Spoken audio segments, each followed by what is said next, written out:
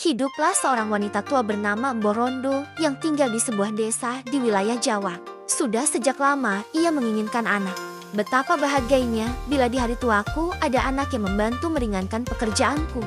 Pikirnya, ketika sedang melamun di ladang, tiba-tiba bumi bergetar hebat.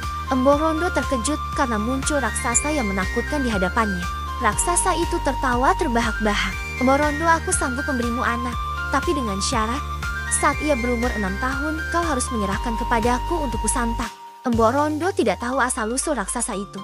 Tapi karena ia benar-benar menginginkan anak, maka ia menyanggupinya. Raksasa itu kemudian memberinya biji mentimun.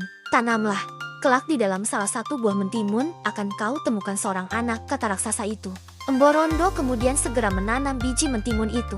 Salah satunya menghasilkan timun besar berwarna kuning keemasan.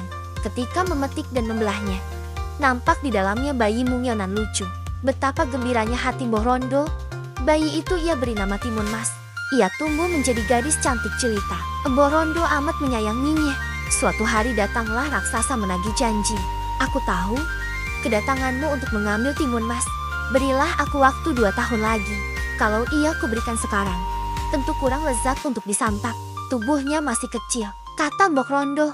Benar juga, baiklah. 2 tahun lagi aku kemari. Kalau bohong, kau yang kusantap, ancam raksasa itu. Timun Mas yang bersembunyi di kolong tempat tidur ketakutan setengah mati mendengar percakapan itu. Kemudian Mborondo mencari akal bagaimana caranya menyelamatkan Timun Mas.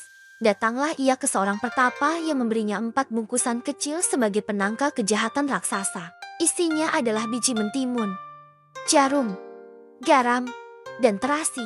2 tahun kemudian raksasa itu datang lagi dan menagih janji. Mborondo cepat-cepat menyuruh Timun Mas lari menyelamatkan diri lewat pintu belakang sambil menyerahkan bungkusan itu. Ho, ho, ho, walau lari ke ujung dunia sekalipun, kau pasti dapat kutangkap, kata raksasa sambil mengejar Timun Mas. Karena terus berlari, Timun Mas kelelahan.